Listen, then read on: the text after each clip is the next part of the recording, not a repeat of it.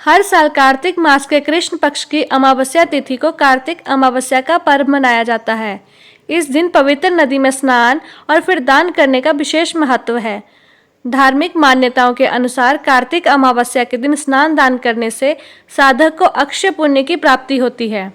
साथ ही उस पर भगवान विष्णु के साथ माता लक्ष्मी का आशीर्वाद बरसता है। अमावस्या तिथि के दिन पितरों की पूजा और फिर तर्पण करने का भी विधान है। इस दिन पितरों के निमित्त श्राद्ध, तर्पण या पिंड दान करने से पितरों को तृप्ति मिलती है और परिवारजनों को पितृ दोष से मुक्ति मिलती है। और हर साल कार्तिक अमावस्या को ही दीपावली का पर्व भी मनाया जाता है। इस बार अमावस्या की तिथि 2 दिन रहने के कारण लोगों के मन में असमंजस है कि अमावस्या का व्रत किस दिन रखें, स्नान दान या पितृ तर्पण कब करें।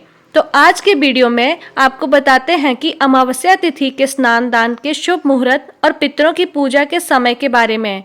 इस बार अमावस्या की तिथि 31 अक्टूबर गुरुवार को दोपहर 3:54 से शुरू होगी और 1 नवंबर शुक्रवार को शाम 6:16 पर समाप्ति होगी।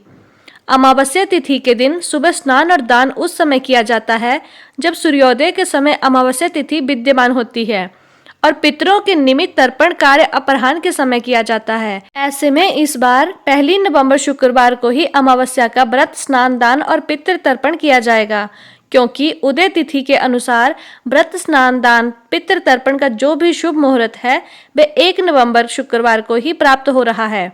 हालांकि 31 अक्टूबर को शाम के समय अमावस्या तिथि विद्यमान रहेगी। ऐसे में शाम के समय मुख्य रूप से पीपल के पेड़ की या फिर शनिदेव की पूजा की जाती है, तो वह पूजा आप 31 अक्टूबर को शाम के समय भी कर सकते हैं।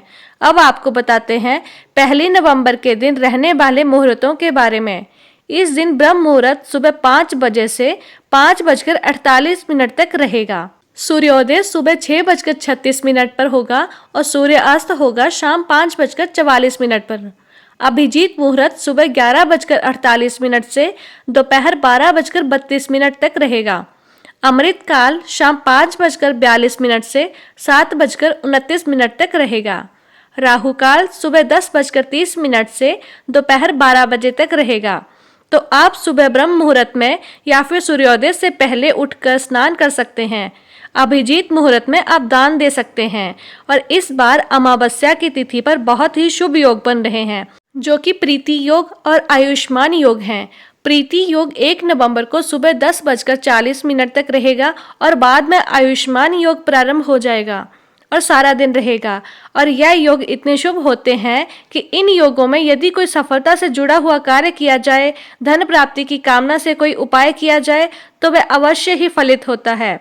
पितृ तर्पण यानी पिंडदान, श्राद्ध इत्यादि कर्म जो पितरों के निमित्त किए जाते हैं वो इस दिन दोपहर 12:04 से 1:45 के बीच में किए जाएंगे। और इस दिन विजय मुहूर्त दोपहर 1:55 से 2:39 तक रहेगा। आप इस मुहूर्त में कोई उपाय कर सकते हैं या फिर गौ माता को घास खिला सकते हैं या काले कुत्ते को तेल से चुपड़ी हुई रोटी खिला सकते हैं। गोधूली बेला शाम 5:36 से शाम 6:02 तक रहेगी। शाम के समय आप इस समय दीपदान कर सकते हैं। शनिदेव की, पीपल के पेड़ की पूजा कर सकते हैं। अमावस्या तिथि को 2 दिन रहने के कारण इस बार 31 अक्टूबर गुरुवार और 1 नवंबर शुक्रवार को 2 दिन दीपावली का पर्व मनाया जाएगा। आपके क्षेत्र में जिस दिन भी दीपावली का पर्व मनाया जा रहा हो, आप उसी दिन दीपावली का त्योहार मनाएं। अब जानते हैं दीपावली पूजन के मुहूर्त के बारे में।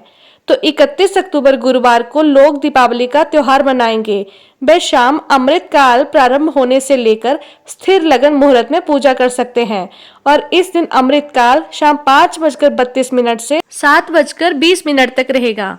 गोधूली मुहूर्त शाम 5:36 से 6:02 तक रहेगा। स्थिर लगन मुहूर्त शाम 7:09 से 9:05 तक रहेगा। वृषभ लगन शाम 6:21 से रात 8:20 तक रहेगा।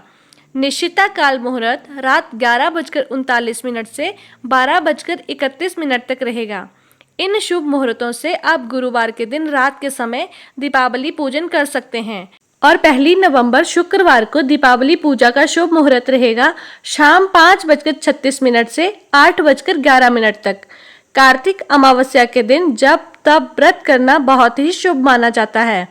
साथ ही इस दिन तामसिक भोजन जैसे लहसुन, प्याज, मांस, मदिरा आदि से भी बचना चाहिए और ऐसा माना जाता है कि अमावस्या तिथि पर नकारात्मक शक्तियां बहुत अधिक प्रबल होती हैं। ऐसे में शमशान घाट या फिर किसी भी सुनसान जगह आदि पर जाने से बचना चाहिए।